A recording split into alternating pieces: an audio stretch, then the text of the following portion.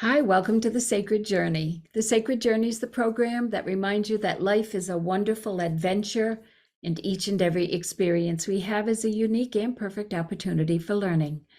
I'm Joyce St. Germain, and hopefully you recognize my guest. You've recently seen her here on The Sacred Journey doing art quilts. Well, she's incredibly talented in many, many areas, and she's going to share one more of her gifts, talents, and skills with us. And my friend Diane Cohen, I'll have to say, Diane, that we go way back. We taught together for 15 years, and we've stayed in touch for the close to 20 years since then, and I learned something new about you every day. So welcome to our show. And this blew me away. For starters, when I said I learned more about you, I read the little bio on the back. Author of 70 picture books. I did not know that. It doesn't surprise me because you're so talented. You've taught ESOL, magician, clown, writer. I remembered the clown after reading this. You used to do some sweet things showing up at our family things at school. But this book, you can write a book for your grandchild. It's easy and it's fun. Blew me out of the water. I don't want to take up all the talking time. I want you to be able to, but I have to say, I started getting all kinds of inspiration and ideas. Well, that's good to know. That's wonderful. Yeah, exactly what I want to happen. Oh, I'm sorry. If you don't have, my enthusiasm's bubbling over. If you don't have grandchildren, this book is still for you, because I started saying, oh my gosh, I have been wanting to write books. You made it so easy and so clear in such an organized fashion. But I am now going to turn the ball over to you, put it in your court, because I'd like you to share whatever you think our viewers would appreciate this, so that they'd be as excited and enthusiastic as I was. Well, thank you, Joyce. I appreciate all the compliments. And It's amazing. Experience being a colleague of yours.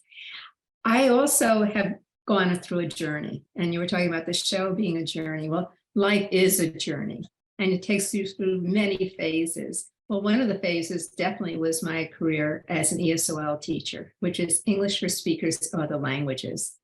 And when I started, one of the things you teach is reading and writing. And there's my classroom. And I wanted the kids to go into my classroom and feel the experience of being in another environment, which they did. You know, I tried to decorate in such a way it was multicultural. But one of the things I had difficulty with was finding multicultural books. We would go to the library, and there were a few, but they weren't as diverse as my student population was at that time. So I was trying to think of how to help these students see themselves in books. And I decided one of the ways was for them to write their own books in their own locations, in their own ethnicities being exhibited, using the names of the main characters being from their culture, the foods, their whole environment being in their books. And when they wrote the books, they would have as many times as they wanted to revise it, but then they would have a chance to actually publish the book and to share the book. So the picture there is of the library in my classroom, where the kids could go and they could read the books, the ones I could find, the multicultural books, and also their own. So they could share with their fellow students the multicultural books that they wrote. We also gave copies to the library, and the librarian was able to share it with other students who were not my students, but they could learn about other cultures as well. So I found that was a very valuable tool for my students. And I never thought I would be writing books as well. But as the time went on and I had my first grandchild, I realized that, gee, I do want to write books for the children. And I also had this in the back of my mind, which many people did, is the teacher with the red pen. And I never in my classroom wanted to be a teacher with a red pen and discourage people, nor did I want to get rejections myself for writing. And I found a way that I could write and not get rejected. And that was writing for an audience of 1 or 2 or 3 people that were my grandchildren. So when I wrote for them, there was no rejections. It was just absolute delight. And so then I got to this point of writing this book, and it was to share the way I went in my journey. And hopefully people will also explore different journeys they take to write a book and not feel that they can't do it. There is a way. Your instructions were exactly my learning style. The bullets, simplified, headings, sections. It was not overwhelming. It was so user-friendly. And it was like you thought of everything. Every possible thing that needed to be addressed was in here. And I'm going to just show people what I mean by that. I'm going to just open to a random page, and you'll see it happened to be one without photos. You have lots of photos, but the bullets, the sections, it's like it was clear where a section ended, questions, answers. It was so, love this one, okay, because it has everything. It has great pictures, it has descriptions, why you chose the things you did, a section that you can look at, go back over and say, yeah, that makes sense.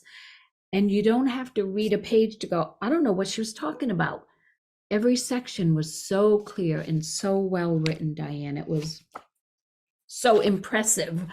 And I can't wait to start using the techniques and the ideas and the concepts that you have.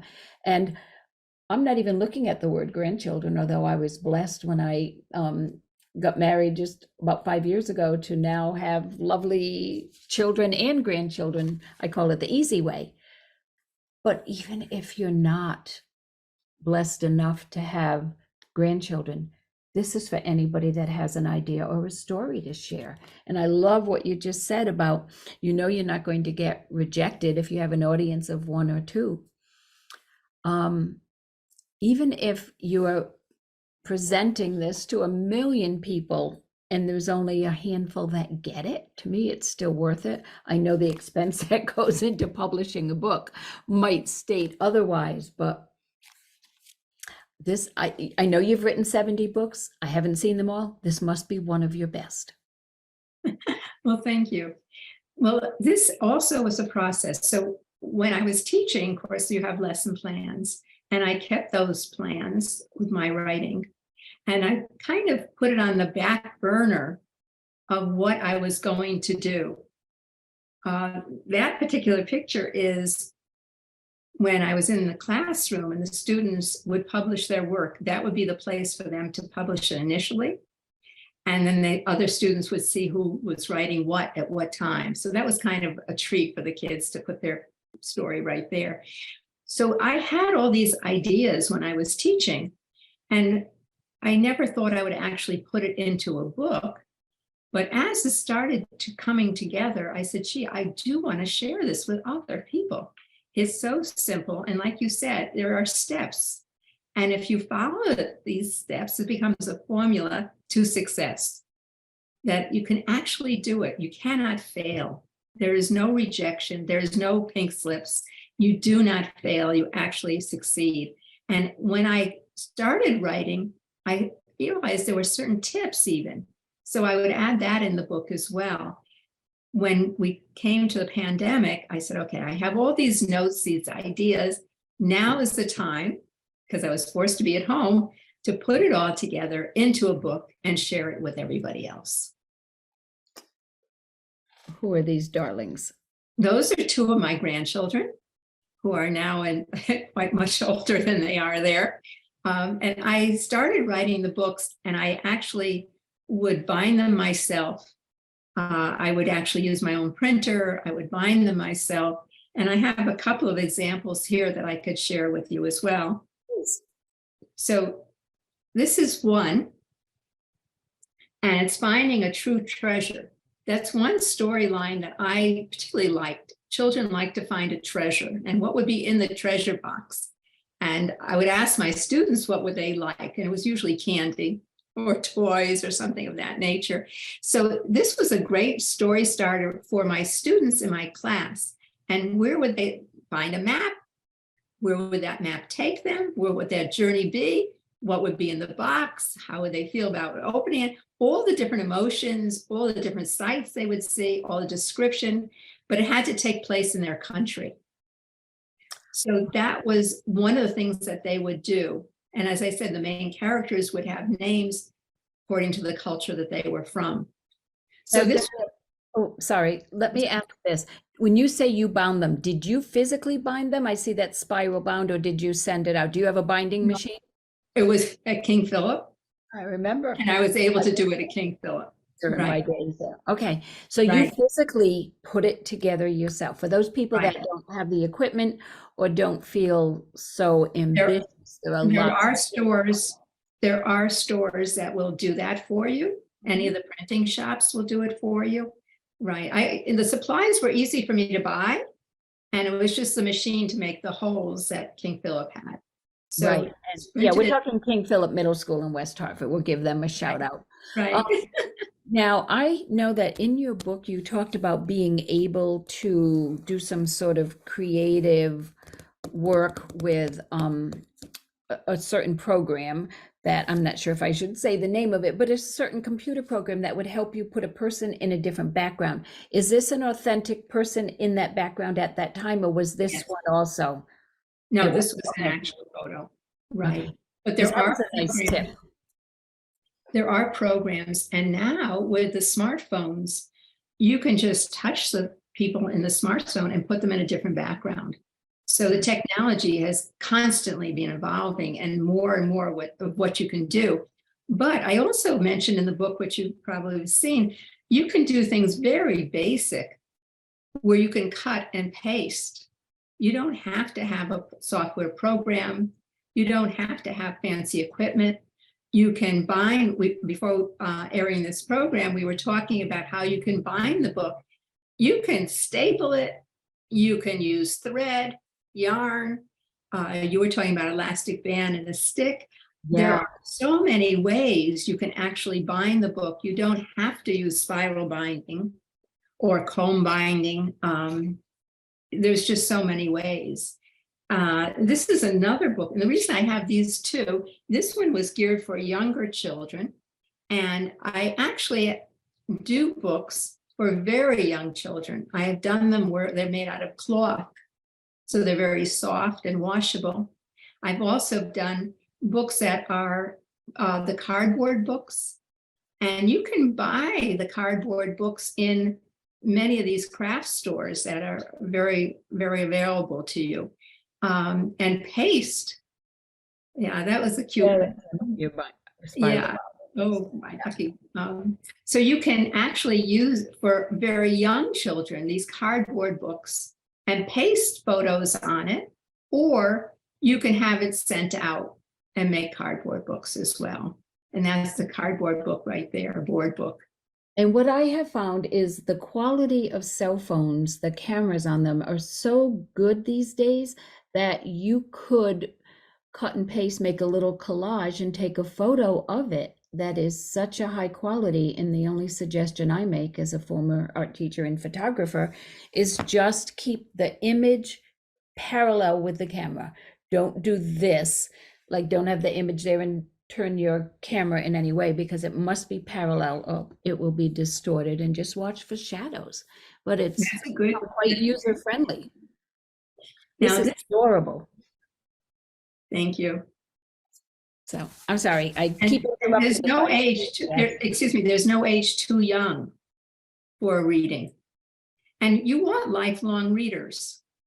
And so this is a way to engage children so that they enjoy reading. And of course, being with someone, a loved one, listening to their words and letting them read to you is such an important skill that it just lasts a lifetime.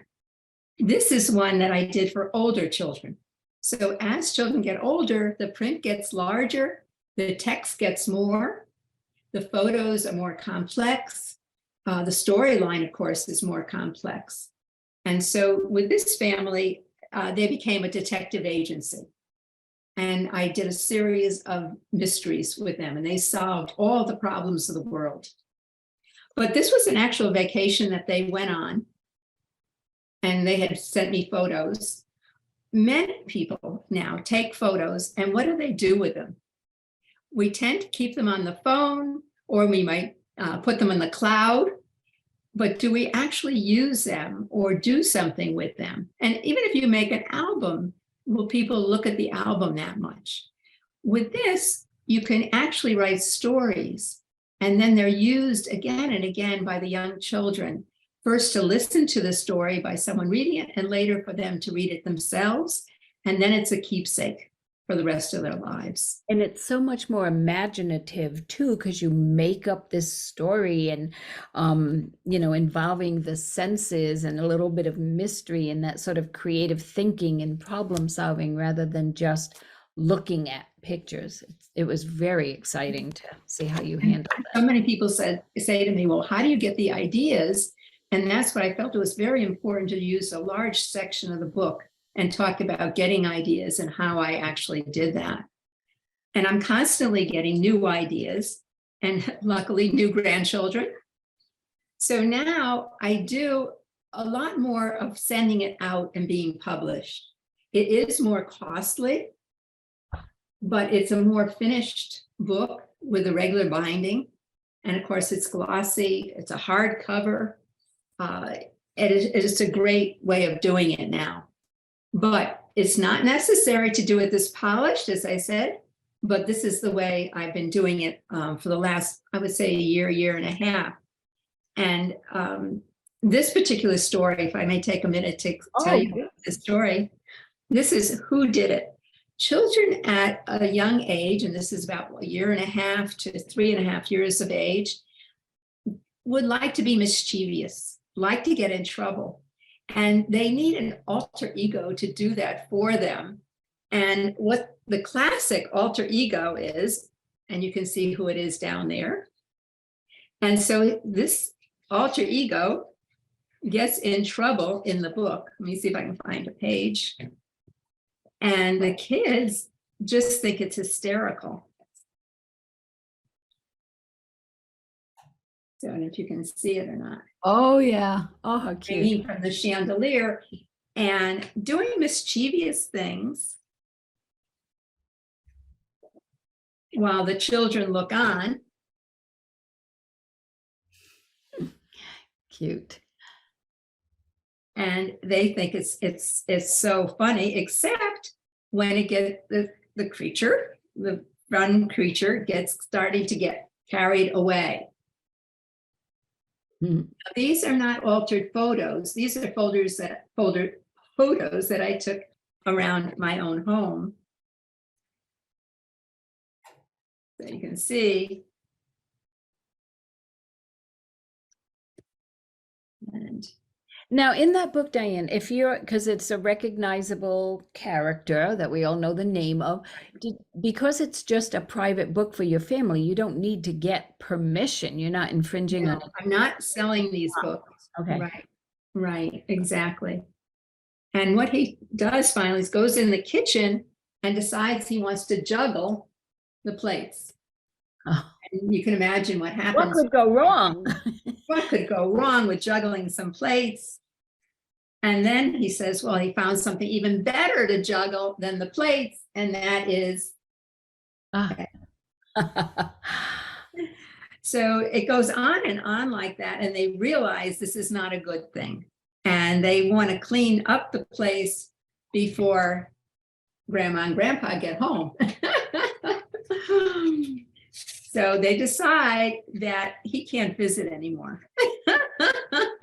There's a little moral to the story. Right, there are quite a few morals in the stories that I've written for the children, but it's a kind of a fun kind of way to teach lessons, to teach also family history. So in the book, I talk about that a little bit, the stories that I had heard from my ancestors, and I wanted to share that with my grandchildren.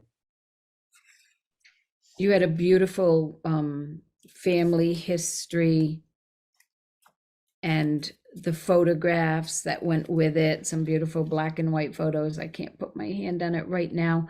What a nice way to preserve memories that, you know, storytelling is so critical and necessary and important. And that history could fall by the wayside and be forgotten about. And what a nice way to document. This is part of that section, but the one that you had of the family, here it is. And the story and it was Right. just very, very sweet. The first car and then a more recent car, and so it's educational too, but it's also so meaningful because it was so personal. Right. And people tend to feel overwhelmed in writing their personal story because when you start thinking about it, like myself, I'm in my 70s, that's a lot of years. And oh my gosh, how do I start? Where do I start? And do I put it all in? And are the children really going to read it? Are they going to be interested in it? So if you take anecdotal, little short snippets of your life and write it down, that's more manageable. And you can elaborate since it doesn't have to be nonfiction. Many of the stories I write are fiction. Some are nonfiction, but you can write in any way you want. So the detective stories that I had mentioned, those are all based on some fiction and also some nonfiction. And I remember one of my grandchildren said, gee, you know, I don't remember doing that, but I must have done it. It's in the book. So there's a little blurring between fiction and nonfiction, and the kids don't always get it, but as they get older, they definitely do. We have a picture here, and you have not changed in all the years that I've known you, and I'm serious. You have not. Is this you visiting children at Bugby School, or did you teach at Bugby School before I knew you? That was after. Yeah, I taught at Bugby School some puppetry. So that was teaching puppetry at that time. It was One of just your many talents. And it was a workshop that I did with the students, where the students came up with their own puppet stories, again, using their own cultures, and then they presented it. I remember going into your room and I could not walk in with my head level. I'm doing this. Everywhere there was something exciting, rich colors, textures, imagery from so many cultures and countries. And it was like going into a different world when you went into your classroom. And I wanted that. I wanted them to be in a different environment. And I also wanted them to feel that they were home. So something that would be a relic, an artifact, or something from their own native culture, even if it was just a flag, I felt was important. I bet some of those children still have their books that they wrote with you and maybe are inspired to continue writing in some way, because you never know how you're touching a student and in what way, and even when that spark will come to the surface. But are these, I have to ask, are these two of your little ones? Yes, those are the two younger ones. And that I'm reading, I believe, maybe even this book to them. I'm not sure. That's a recent photo. It is that book because I can see the bars. How many grandchildren do you have? Just five. Five. Just five. Now, do they say, well, wait a minute, you wrote a book about them, you got to write a book about me? Or does that happen? Or do you always write books about all of them? I've written about all of them, and I try to be inclusive with all of them. So the three older boys, because they're much older now, the youngest is 15 of the three older, 15, 18, and 21. I hadn't been writing anything. And recently, about a year ago, their family went on a trip to Galapagos Islands. Wow. And they went with with another extended family who had younger children. So I wrote a book for the younger children. And my daughter said, you know, Yaniv, who was my grandson, said he would like a book. And he's 15. And I said, oh my gosh. So I wrote a book. Of course, I made it much more lengthy and much more detailed. And I wrote about, which I also like to do, is a lot of research on doing these books. So it was the Galapagos Islands, and there was a problem with the species of the birds, which is called the blue-footed booby. And this book, this particular species, the feet were getting a lighter color and they weren't reproducing as much. And there was a problem, they didn't know what it was. So what I found out was that there were actually too much fishing. So I had these detectives, my grandsons, find out about what was going on and stop the overfishing and save the day. And the blue-footed booby as well. So yeah, so that was something that he really enjoyed. And I don't think I gave you a picture of it, but I have a picture of him actually reading it and laughing hysterically. So yeah, there's no age limit to the books you can write for whatever age you want. And I would say from birth on up. Fantastic. Well, Diane, I cannot believe our time has gone by, but I am so excited to put some of this to use. I hope our viewers will reach out to you to get some more information. We'll make sure to have some contact info, and you have an open invitation to come back on the show to share some of your other gifts and talents and skills and experiences. So thank you so much for sharing with us. Thank you very much. I appreciate it. And to our viewers, thanks for joining us on the Sacred Journey. We'll catch you next time.